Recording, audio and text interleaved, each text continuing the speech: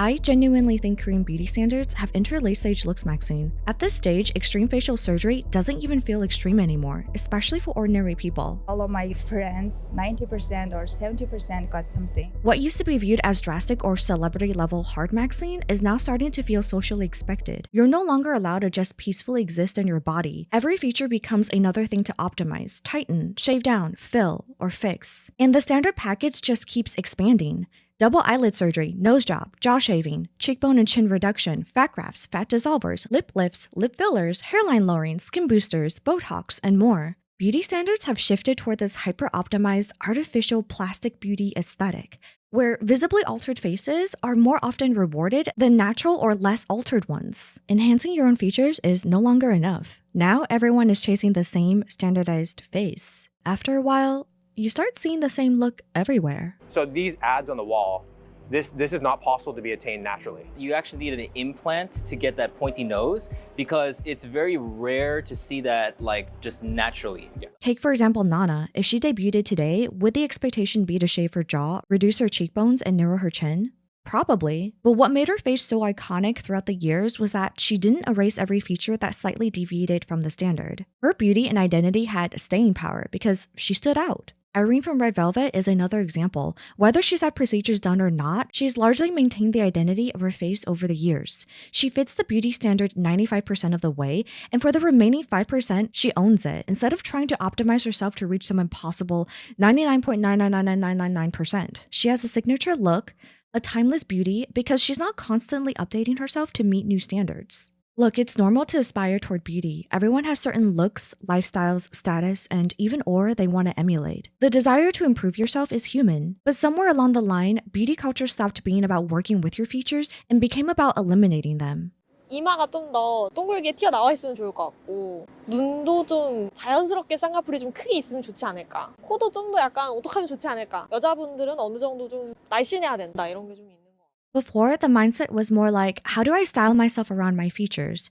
If your face was softer and rounder, maybe you'd lean into the sweet, youthful dolly look. If your face was wider, you'd contour strategically or change your hairstyle to create a more oval face shape. If you had a weaker chin or a longer face, you'd emphasize your eye makeup to draw attention upwards. Your flaws were either balanced out, masked, or became part of your charm. And if it really wasn't working, you'd get 1 or 2 tweaks, and for most people, that was enough. Nowadays, especially in K-beauty culture, it feels like the jump to plastic surgery happens way too quickly. The threshold for altering your face has been lowered so much that instead of first asking, how can I style myself around my features? Or how can I learn to embrace some of them? People jump to, what can I remove, shave down, fill, tighten, or surgically change? Here's a really beautiful individual. She already had a lot going on for her naturally. Soft, youthful features, natural double eyelids, subtle aegusol, natural full lips, smooth skin, balanced proportions, and just a very fresh, innocent look. Imagine if she had only done her eyes, if she wanted wider lids, jaw Botox over time, and maybe a little bit of nose filler just to raise the bridge. She could have moved closer to the beauty standard while still preserving her original structure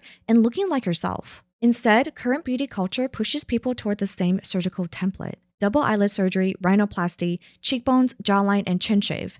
This is the baseline. After a certain point, individuality starts disappearing. People become aesthetically perfect in the exact same way, and honestly, it gets a bit uncanny. People can often tell when someone has had their jaw shaved. Look at your jaw right now if you haven't had jaw surgery. You should have this kind of angle right here, right? It's very unnatural for someone's ear to go straight into their jaw like this without that extra bone right here. Even visibly surgical results are still so heavily desired. I think that really shows just how far beauty standards have shifted. We're seriously living in a hyper-optimized plastic beauty aesthetic era. To be clear, every person I've shown has full agency over their body, and this isn't me shaming anyone or saying they made a wrong choice. Everyone is beautiful, before and after. That's a fact. The issue isn't plastic surgery is bad, it's that the beauty ideal itself has shifted from mostly natural to obviously plastic. The best face these days are the ones that look the most optimized, refined, symmetrical, tightened, filtered, and medically constructed. When these hyper-optimized visuals are constantly rewarded online, we start to internalize them as the new baseline. Subconsciously, we think, this is what gets attention, this is what people want, this is what I need to become.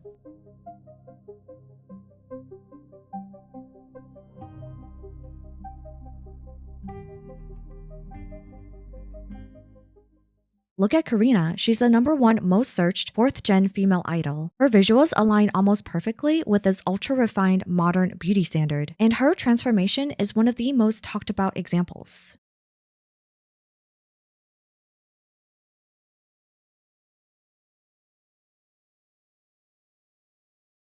Unfortunately, I think that gives people hope in a way.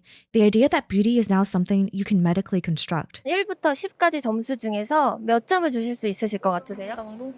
네. 그 한국이 성형으로 워낙 성형에서 이쁘신 분들도 되게 많은 것 같아서 그거에는 아직 If you weren't naturally born fitting the standard, you can just surgically alter yourself to achieve it. That's why so many people bring idol photos to plastic surgeons. For my eyes, I brought Wonyoung, and for my nose, I brought a picture of Minji from New Jeans. The more this hyper-optimized plastic beauty aesthetic gets rewarded online, the more people start viewing their own natural features like flaws. That's what fuels body dysmorphia, not the surgeries themselves, but a constant message that a medically constructed face is the highest form of beauty. We're being told it's never enough. There's always another procedure, another filler, another revision, another improvement waiting around the corner. I have spent over 150K in surgeries. I would say 50K, if not more. 50 to 65K of that is reversals and revisions. Plastic surgery is a gamble.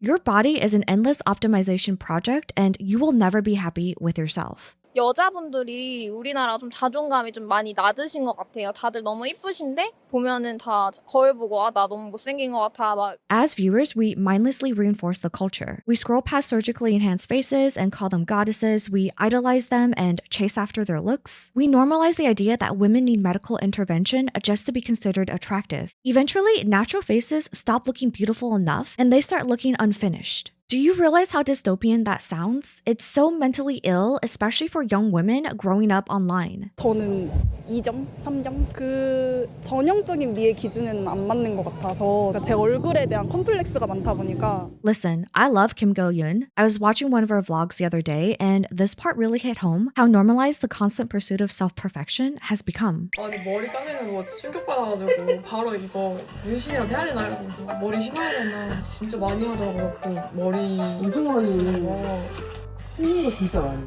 We're now at a point where completely normal features are viewed as broken and need fixing? Hello? What is actually wrong with her hairline?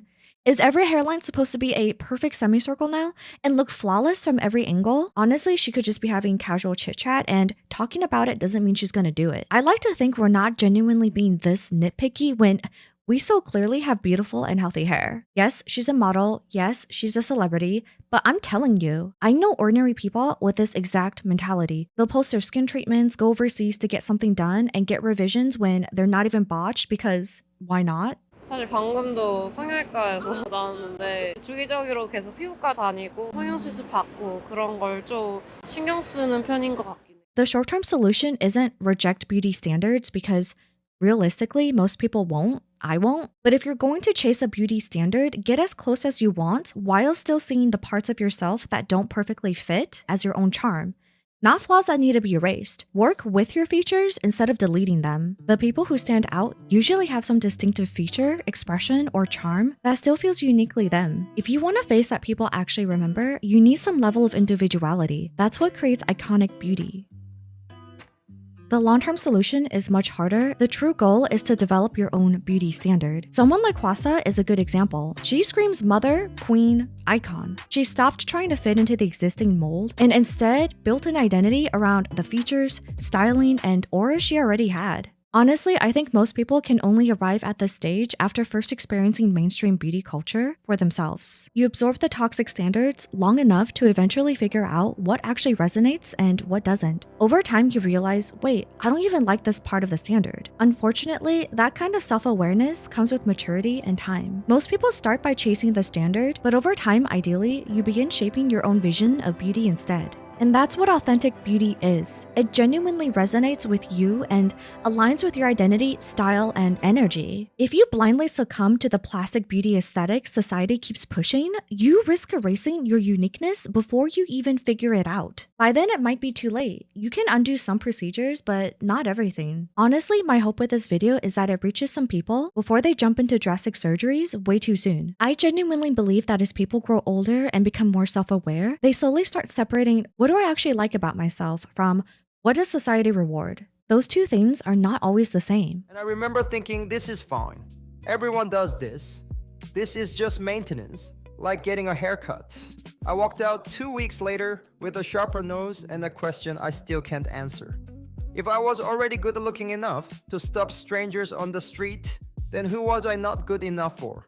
The answer is the system.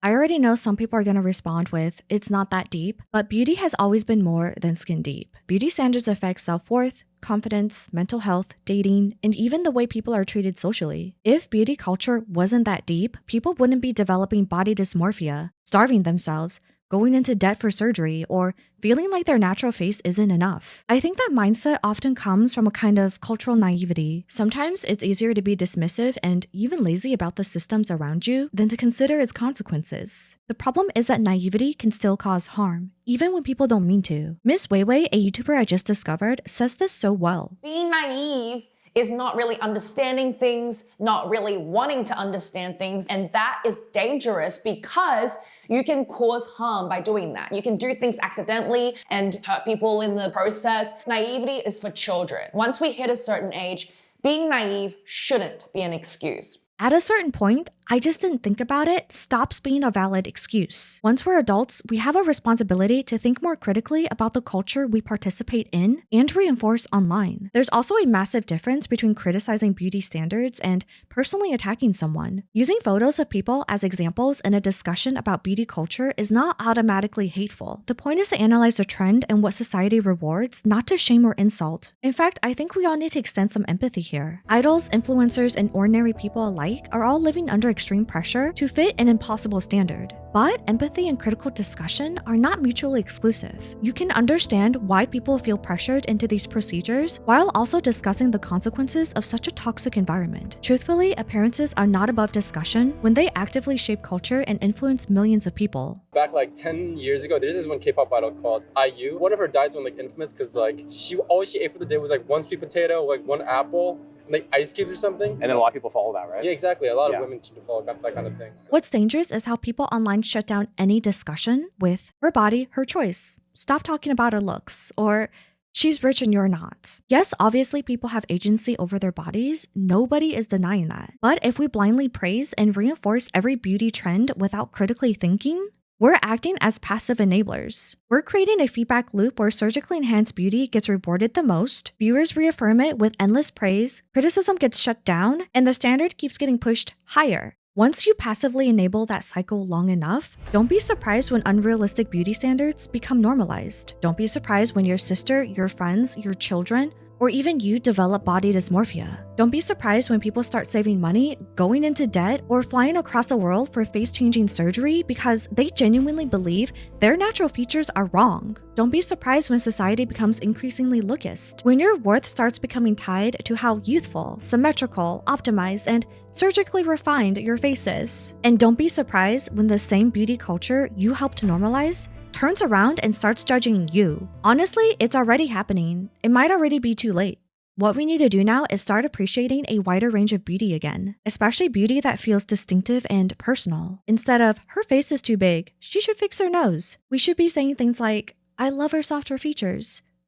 Her jawline is so gorgeous. Those kind of compliments reinforce uniqueness instead of insecurity. Beauty culture doesn't only evolve through idols and social media. It evolves through us too, through what we praise, what we reward, what we normalize, what we keep repeating to each other every day. 처음 보는 사이에서도 약간 무리하게 이쁘다 아니면 뭐 코가 만약에 크면은 뭐 코가 크다든지 이런 식으로 좀 중심적으로 외모에 대해서는 말하는 게 있어서 그게 좀 저는 좀 무례한 것 같다고 생각해요.